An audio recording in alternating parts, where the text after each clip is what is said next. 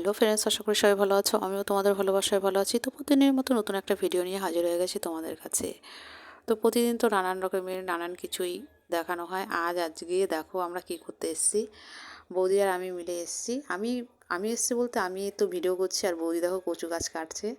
কচুটা নিয়ে যাওয়া হবে ঘরে, একটা রেসিপি তৈরি হবে। বৌদি বলছে তাহলে গাছে যখন কচু আছে বাড়িতে, তো একটা কচু তুলে নিয়ে আসি। তো সেই মতো বৌদি কচু তুলতে চলে এসছে। আর দেখো কচুটা অনেকটা বড় হয়েছে। আর কচুর তো শেকড় বুঝতেই পারছো, মাটিতে পুরো আঁকড়ে ধরেছে, তুলতে একটু কষ্টই হচ্ছে। দেখো কত বড় হয়েছে কচুটা।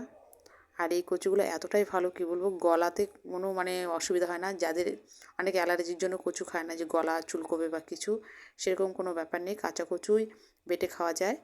তো সেই কচুই তোলা হয়েছে আর পরিষ্কার করা হচ্ছে উঠোনে এনে। তো উঠোনে এনে পরিষ্কার করা হচ্ছে, ভালো করে পরিষ্কার করে ধুয়ে তারপরে ঘরে নেওয়া হবে। দেখতেই পেলে যে জঙ্গল থেকে কচুটা এনেছে, কিন্তু এমনি জঙ্গল হতে পারে, কিন্তু অন্য উল্টোপাল্টা জায়গা থেকে নয়। খুবই ভালো কচু। আর আমাদের বাড়ির কচু যেই খায় সেই বলে খুবই সুন্দর কচুগুলো।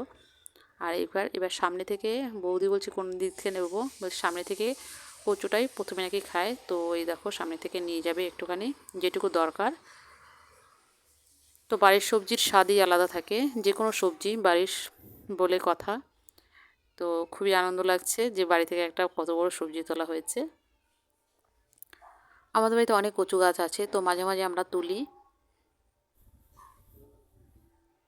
আর কিছুটা রোদ্রুতে রেখে দেওয়া হচ্ছে, রোদ্রুতে রাখলে নাকি ভালো, কচুটা একটু টেনে যায়, তো ভালোই হয়। আর এই দিকে দেখো আমাদের লাউ গাছে লাউ পড়েছে।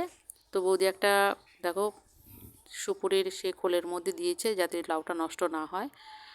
তো অনেকটাই বড় হয়ে গেছে গাছ, লাউ হচ্ছে। দেখতেই পেয়েছো কত সুন্দর বাড়ির গাছ বলে কথা। ভিডিওটা যদি ভালো লাগে লাইক কমেন্ট শেয়ার করো, অবশ্যই এটা সাবস্ক্রাইব করে। তো এই ভিডিওটা এই পর্যন্ত, ভালো থেকো, সুস্থ থেকো, বাই।